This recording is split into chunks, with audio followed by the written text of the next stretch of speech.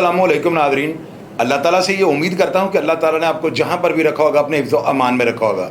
नाज़रीन, मैं जो हूँ ना, कोशिश ये कर रहा हूँ कि इस पूरे वाक़या को जो है ना आपके साथ मनोरंजन शेयर करता जाऊँ। आपको पता है कि इस तरह के वाक़यात में जो होता है ना, हर लम्हा जो है सिचुएशन चेंज हो जाती है और इस बदलती हुई सूरत हाल के ऊपर जितनी मेरी गिरफ्त है ना, शायद ही किसी और की हो।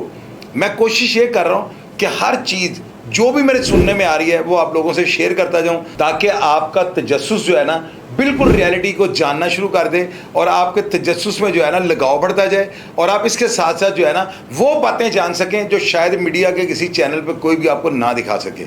आपको पता है कि मैं अपने सोर्स को इस्तेमाल करता हूँ और इस तरह की जो अंडरवर्ल्ड की खबरें हैं ना, इनके ऊपर तो अल्हम्दुलिल्लाह मैं दावे से ही कह सकता हूँ कोई भी बंदा जो है ना इस तरह वाक़या को रिपोर्ट नहीं कर सकेगा जिस तरह आपको सामने हालात में मैं रखूँगा।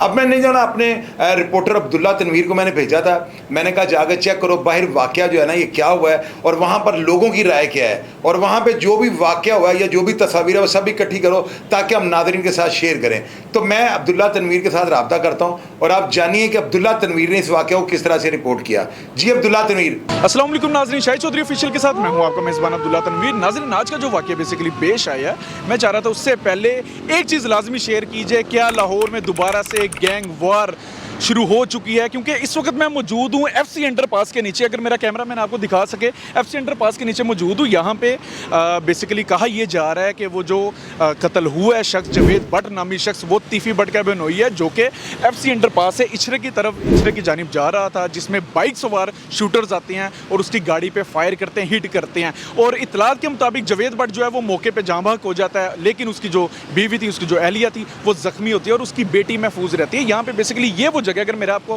कैमरा मैन आपको अगर दिखा सके, ये बेसिकली वो जगह थी जहाँ पे शूटर्स आए हैं जिन्होंने फायर किए हैं, जिन्होंने फायर किए हैं और फायर करते साथ ही निकल गए हैं। अब इस हवाले से अगर हम देखें तो इसमें कौन मुलविस हो सकता है? दीगर अफवाहें चल रही हैं, बाज़ लोग कह रहे हैं जैसे कि आपको पता होगा अभी कुछ चंद माह पहले अमीर बलाज का कत्ल होता है, उसके बाद एहसन शाह का कत्ल कर दिया जाता है और उसके बाद आपको पता होगा कि सब इंस्पेक्टर जो थे बेसिकली शकील अहमद भट्ट साहब, उन्होंने भी एक FIR दर्ज करवाई थी जिसमें उन्होंने कहा था, वाज़ेह कहा था कि मुझे मेरी जान को ख़तरा है तीफ़ी भट्ट के हवाले से, गोगी भट्ट और मरकज़ी मुलजिम जो एहसन शाह था और उसकी अहलिया थी। क्योंकि एहसन शाह आपको पता है अब इस दुनिया में नहीं रहा, तो इन तीन जो बंदे थे, तीफ़ी भट्ट, गोगी भट्ट और उसकी अहलिया, इनके ऊपर FIR दर्ज कर दी गई है। लेकिन आज के जो वाक़यात है बेसिकली ये देखते हुए यही लग रहा है या तो लाहौर में दोबारा से गैंग वार का आगाज़ हो चुका है। लोग कानून से हट के सारी चीज़ें जो अपने बदले ले रहे हैं वो अपने हाथ में उनको उन चीज़ों को रख के वो अपना ही एक कानून खड़ा करके और वो इन चीज़ों को ले रहे हैं। आप देख रहे होंगे अभी सड़क चल रही है। बेसिकली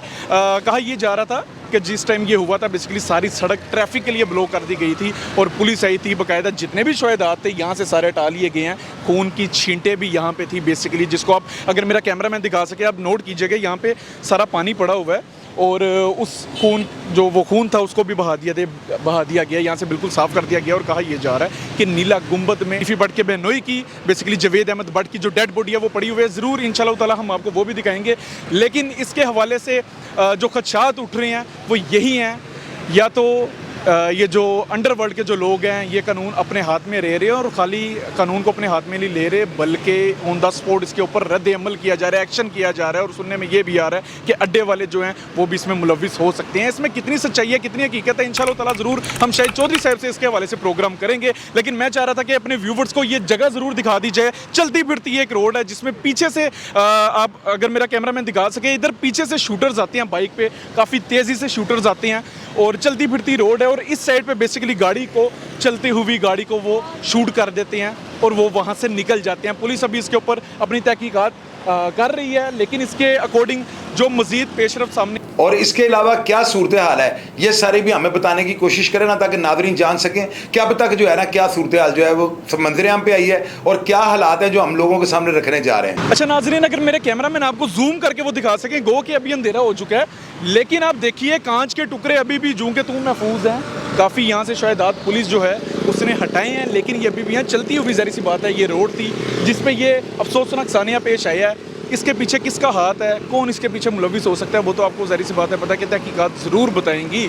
लेकिन बेसिकली ये वो चलती रोड थी और ये कांच के टुकड़े हैं, यहीं पे बेसिकली उनको हला किया गया है और इसके अकॉर्डिंग जितनी भी मज़ीद अपडेट होंगी, जितनी भी मज़ीद इंफॉर्मेशन होगी उस हॉस्पिटल के हवाले से जहाँ पे इनकी डेड बॉडी को रखा गया है, जहाँ पे इनकी अहलिया ज़ख्मी हैं जिस हॉस्पिटल में वो हैं, वहाँ पे भी जो मज़ीद अपडेट आती जाएंगी इंशाल्लाह ताला हम ज़रूर आपसे शेयर करेंगे। अब नाज़रीन एडवांस में आपको ये बता दूं, ये थाना इचरा जो है ना लाहौर का, वहाँ पर ये FIR दर्ज हो रही है और इस FIR में जो है ना कैसर भट्ट, अमीर मसहब और ये बलाज के जो चाचा हैं मेरा गालबन बच्चू पहलवान, इनको नामजद किया जा रहा है। साथ 2-3 अफराद जो इनको नामालूम रखा जा रहा है। और अब आप ये देखिएगा कि ये जो FIR दर्ज होती है ना, इसके बाद जो है शहर लाहौर में क्या करलाट जो है ना वो मचते हैं। और आप देखिएगा इस FIR में जो है ना, ज़रूरी नहीं है कि FIR के मुल्ज़िम जो हैं इन्होंने ये वाक़या किया हो, इसके पीछे जो है ना कोई तीसरी पार्टी भी फ़ायदा उठा सकती है। मेरी इस बात को आप लोगों ने भूलना नहीं। और आपको पता है कि मैं वो बातें करता हूँ जो 110% हो।